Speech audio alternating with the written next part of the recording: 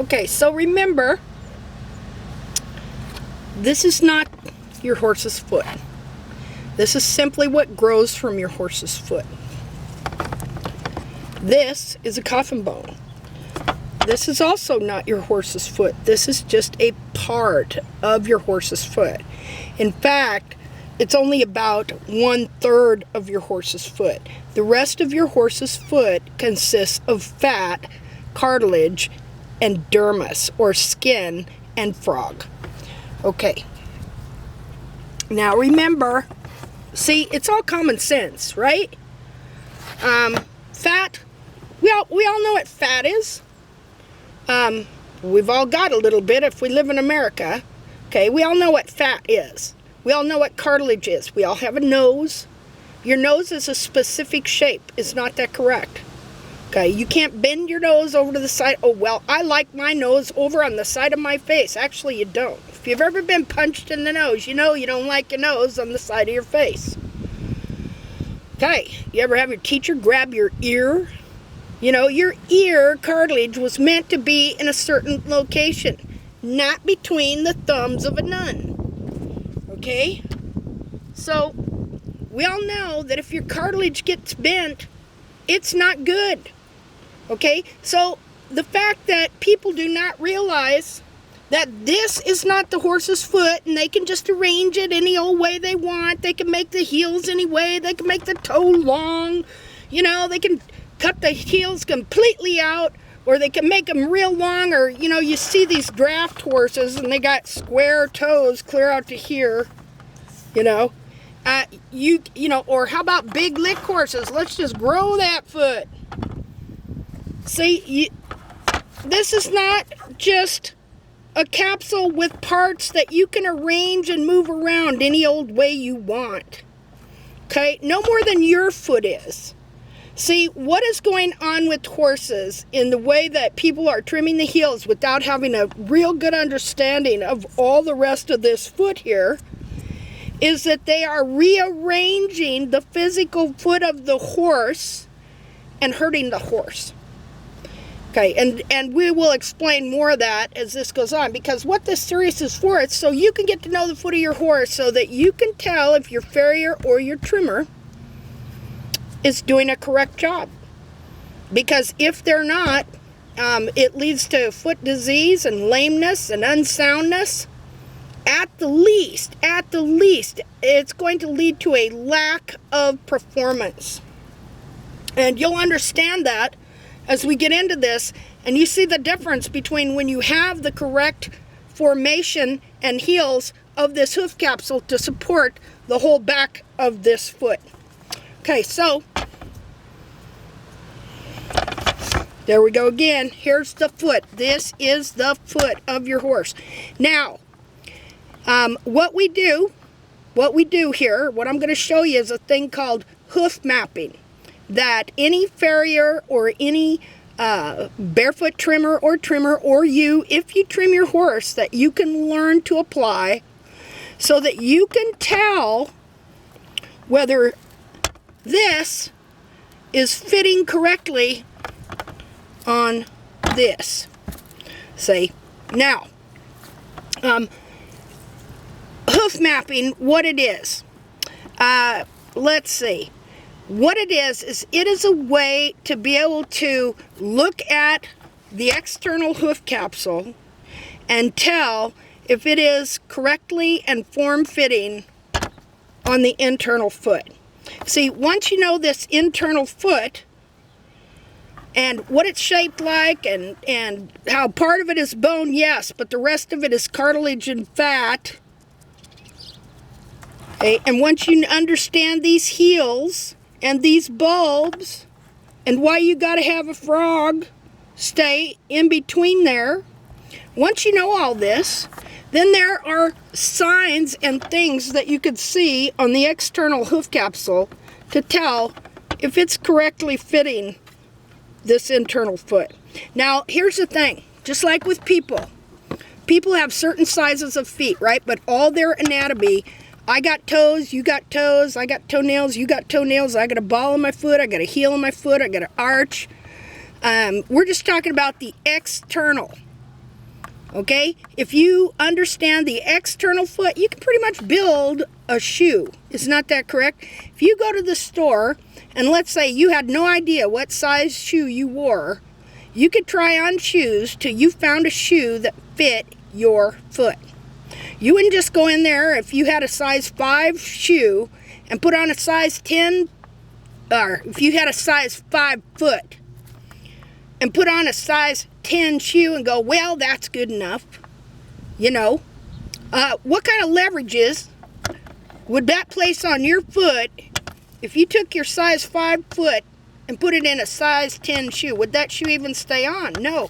In fact, if the toe was real long, as you broke over, first of all, it's going to bend right here, and then the back of your heel is going to come out of your shoe. Isn't that correct? Okay, let's say you have a size 5 foot, but you want to wear a size 3 shoe. How's that going to affect? You're not even going to be able to get your foot in there. If you do, you're going to have to bend your foot to make it fit in there. See, that's not correct either. No different for the horse. All horses have the same basic foot, just like this. The only difference is in the angle of this dorsal wall. Some of them have a little bit steeper, and in the length, the size, and in the width.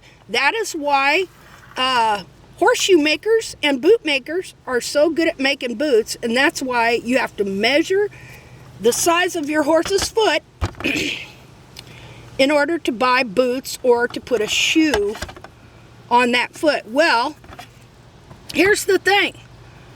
That's no different than the hoof capsule that grows from it. The hoof capsule grows from it, and it is supposed to be the same size as the foot. All right, so we can map things. We can do a basic markup on the hoof capsule if we understand the basic dimensions. Now, hoof mapping is general. It's not cookie cutter. It is general. It gives you a general idea if your hoof capsule is in range of the side of your foot. And if the heels are fitting the back of the foot correctly, if the frog is correct, everything. Okay, so I'm just going to do a basic mapping outline here.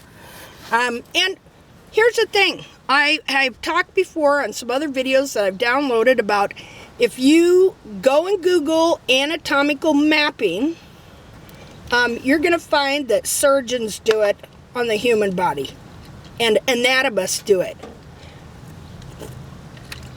Now, you can run into people out there in hoofland who don't believe in mapping. Okay, now there are reasons.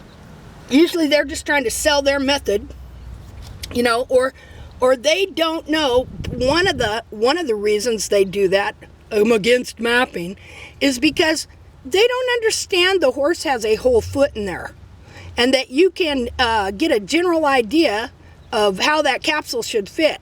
See, that along with your understanding of the parts of the foot and the general anatomy will help you determine where and how to trim and how to correct the hoof capsule so that it will fit the inner foot.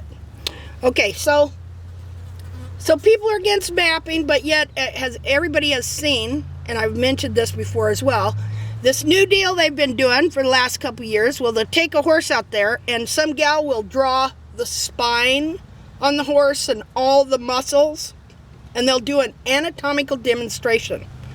Well, if they can do that with the whole horse's body, why can't they do it with the foot? Is not that correct? Now look here. Again, I have a whole foot. This is not just a bunch of parts arranged inside this hoof capsule here. And again, how much of that foot is cartilage and fat and can be moved all over the place? Okay, so when we're doing hoof mapping, we have to know the truth of the inner foot, and then what we do from there is we figure out where we're at and where we need to go. Isn't that what a map is for? A map, when you look at it, it tells you where you're at and where you need to go, and then you chart your destination. So that is what we're going to do here. All right, so when we start to map, because we're mapping the hoof capsule here, the first thing that we do is we find the true apex of the frog, because the first thing we do in mapping is, well, the first thing you are going to do, which I'm not going to talk about that right this minute, is you're going to go through and you're going to determine what kind of hoof distortion your horse has. Maybe how much sole he has, how much he doesn't have, things like that. Okay, but even to do that, you have to know the true foot of the horse. And this is what hoof mapping teaches you, or foot mapping, let's change that terminology to foot mapping, does for you. It teaches you the true anatomy of the foot. Every time you do it, it teaches you more about the foot, and that is what it's designed to do. You see, this method, system, whatever, of corrective and maintenance trimming, it as you apply it, because this also involves taking pictures of your horse's feet. That, in fact, that is the first thing you want to do. You want to clean up the feet real well, and you want to take pictures. You want to take 5 to 6 pictures of each foot. You want to take a picture of each side, the lateral side and the medial side. That's inside and outside. Lateral is outside, medial is inside. You want to take a anterior picture, which is a picture of the front of the foot, like this. And then with the horse standing, you want to take a picture of the heels, like this. Let's see, what do we got there? 1, 2, 3, 4. Okay, then you want to take a picture, that aims down at the heels, right here, so that you're sighting down like this, down like that, okay? And then you want to take a picture of the sole, right there, straight on, let's see, straight on like this, only turned over like you're gonna, like how you're going to trim it if you were holding the foot like that. So you want to take those 6 pictures for you to study that hoof capsule. And then in this series, you're going to be learning about the internal foot. And so you're going to know by looking at that hoof capsule and noticing different things like the angle of the hairline, the angle of the dorsal wall, whether the heels, the bulb drop off the ground, or the horn tubules, whether they're bent or curved, the growth rings, because you see you have growth rings. You look at the shape of the coronary band here. As the foot grows down, like this, it grows forward, following the line of the lamina. Okay, as it grows down, you get growth rings, like this that you notice. So technically, you have a grid. It's what I've been calling the hoof wall grid for a number of years now. Okay, well, that's enough for this session. See you at the next one.